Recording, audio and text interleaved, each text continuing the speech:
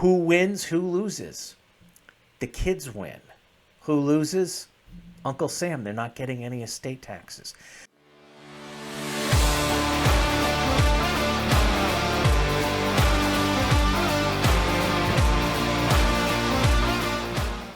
Hi, Jeff Marsacci, the Plain English Attorney, and welcome to the video. Today we are going to talk about a great way that married couples can disinherit Uncle Sam from estate taxes, and it's set up as a standard operating procedure in all of the joint revocable living trusts that my firm does for married couples.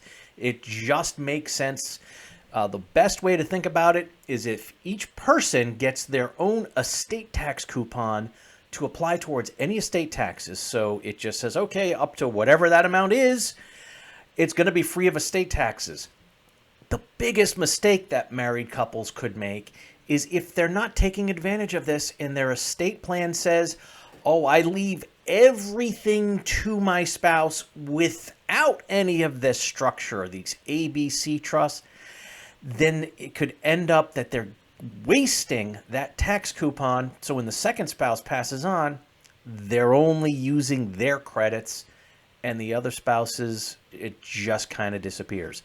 So let's go ahead and move into it, and I'll give the description here. So with the married ABC trust, when we start out and it's a married couple, both of them are trustors, both of them are trustees, both of them are those first level beneficiaries, and anything that goes into the trust, it's just kind of jointly there.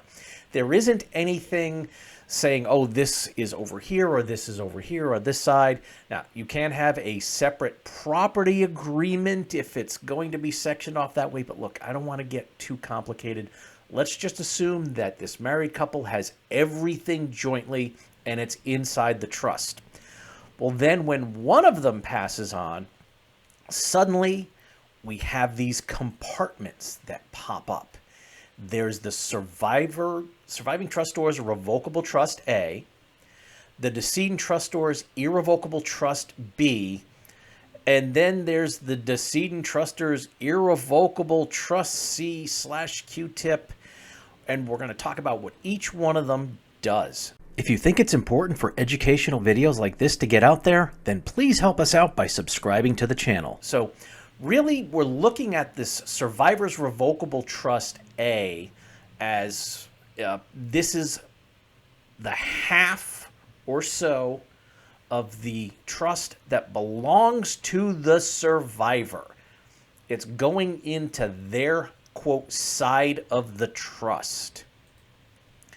And so the other half goes over to the decedent trustor's irrevocable trust B. Now, let me go ahead and just give a description here, because the way we have it set up in the trust, it doesn't have to mandatorily get split in half unless my clients want them to. And there are some valid planning reasons for that. It's, look, I'm concerned. I don't want my surviving spouse to be able to remarry. I at least want my half of the assets to be guaranteed that the beneficiary can't be changed. Look, that's valid.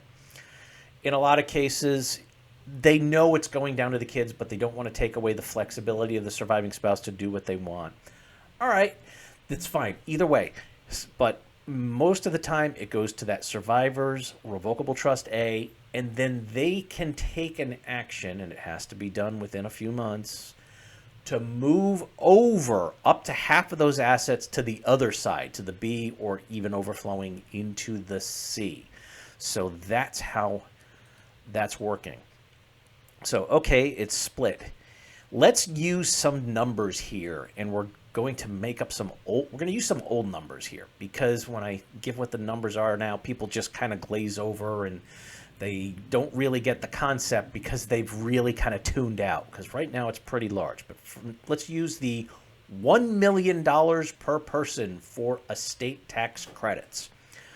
Okay, let's just say they have a $3 million that's inside this married ABC trust. First spouse passes on. Okay, the compartments pop up. All right, so we're putting $1.5 million into the survivor's revocable trust A, because that's that half. The other half flows over to the decedent trustor's irrevocable trust B. And now we're going to apply their tax coupon, but go, oh, wait a minute. That coupon's only worth $1 million. There's an extra $500,000. Are they going to pay the estate taxes right now? No, this is the way to guarantee that you don't have to pay estate taxes for any amount when the first spouse passes on. The rest of it kind of overflows into that trustee. So once this is done, everything's divided up. It's $1.5 million in the A, $1 million in the B, and the rest goes into that overflow for the C. So now, what are the characteristics of these ABC trusts? Okay, so remember, thinking about this, the survivor's revocable trust A, it's the half that belongs to the surviving spouse. They can do whatever they want. They can make whatever changes they want. They can take the money, spend it, disinherit all the beneficiaries, change the plan completely. It's entirely up to them because this is their half. So it's fully amendable, 100% access. They can change all the beneficiaries. There's no separate tax ID number needed for this. So in other words, this is still flowing on to their 1040 each year for all taxes and all purposes. It's a see-through part of this trust.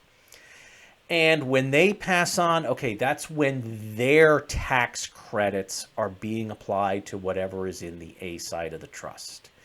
So what about the B trust? We're using that first spouse's tax credits, correct? Yes. So that money goes in. It doesn't have to go down to the next generation just yet. The whole purpose of this is to make sure that, all right, we're taking care of that surviving spouse. They're going to have access to it, but we're using their estate tax credits, and we're making sure the good feature on this is whatever grows in that B trust isn't going to be looked at for estate taxes again. It's done. Okay, so this trust now, it's irrevocable. So that surviving spouse can't go and make changes. They can use the property. So, okay, there's a house on that side of the trust. It's in the B trust. They could go ahead and live in the house. They don't have to pay rent. They're going to get all of the income, and they can take out 5% or $5,000. So that's kind of the maximum that you can allow the surviving spouse to take out and just use for whatever reason, because again, it's got to be preserved a little bit if we're going to make sure that we're using those tax credits. It's not fully 100% accessible and usable by the surviving spouse. Now, they're typically the trustee, so they can move money and assets around. They can switch assets to make sure it makes sense in the long run, but there's got to be something preserved in there for the next generation. So there does need to be a separate tax ID, and there has to be a 1041 tax return filed each year. Now, if all the income is going to the surviving spouse, that 1041 is going to say there's zero income. Okay. And again, the big thing, we're applying the first spouse to go. We're applying their estate tax credits, and it can grow over time, and there's not going to be additional estate taxes. All right, so let's talk a little bit about this overflow, the irrevocable trust C. Wait, that's looking kind of similar. So let me talk a little bit about that. That's irrevocable. HEMS, that means that, okay, if we need to, we can go into that trust to pay for the surviving spouse's health, education, maintenance, and support. They can use the property, annual income, 5%, the same thing, no changes, separate tax ID. Okay, tax credits on the first death? No. There aren't any left, remember? So now this is kind of open. Well, what happens? Anything that is in the A or the C, this is going to be on that surviving spouse's estate tax form. So if we're using that $1 million tax credit, well, if we started out, now remember these numbers, 1.5 million in the A, 1 million in the B, 500,000 in the C. Let's just say, okay, money's spent, there's some growth, but it's all evening out so that what's in the A and the C, when the second spouse passes on, it's still 1.5 million and 500,000. That's $2 million. And everything above the $1 million credit is taxed at about 40%. Okay, that's something that we don't want to do. But what we have here with that A and that C, you've got the surviving spouse has options. And so the idea is to get their estate below that amount. So what's the general strategy between the A and the C? Because the B, you want that to grow because there's not going to be any estate taxes. And let's just assume it's going to, the kids after. All right, we can maximize that while minimizing the estate taxes. And Uncle Sam's the only one getting cheated here. You put your appreciating assets in the B side. Because again, once you take a look at that and you examine it for estate taxes, you apply the tax credits, over the next 10 years, let's just say it even quadruples. There's not going to be any additional estate taxes. All right, what about the A? Well, this is where, okay, you're at the 1.5 million. Maybe it's time to start a gifting program out to the kids so that you can take advantage of getting that out of your estate. Now, here's an important note. Any gifts within the prior 3 years kind of get dragged back into the estate. So let's just say it's 15 years before the second spouse passes on and they've been gifting out to the kids and 3 kids. Let's just say, okay, in 2024, that amount that you can gift without having to file a federal gift tax form and without eating away your estate tax credits. In fact, you can reference back to a video that should just have been coming out a few weeks ago, 2024 death taxes explained. We'll talk about that in that video if you want to reference more. 18,000 gifts going out. So you're kind of depleting and gifting out from the A. But now you can live off of the money that's in the C side of the trust to also bring those levels down. So ideally, if you can get the C trust down to 0 and the surviving spouse's revocable trust A, you've gifted it out so that there's just $1 million in there. All right, who wins, who loses? The kids win. Who loses? Uncle Sam. They're not getting any estate taxes. So this is the setup that we use just as standard in all the joint married revocable living trusts. Now, if you're not married, there are some things that we can do to help minimize taxes, but having that unlimited, the quote, unlimited marital deduction makes all of this work optimally. Now, 2 things that I'm going to mention right here. It's not $1 million per person. In 2024, it's 13.61 million. Okay. Suddenly everybody's like, well, wait a minute, this isn't going to apply to me. Okay, yeah, but there's no guarantee that Congress won't lower that. In fact, we are actually on track for that amount to get cut in half. It's just going to sunset. There doesn't have to be any act of Congress. There would only have to be an act of Congress to preserve it or change it. But Congress could also lower that threshold.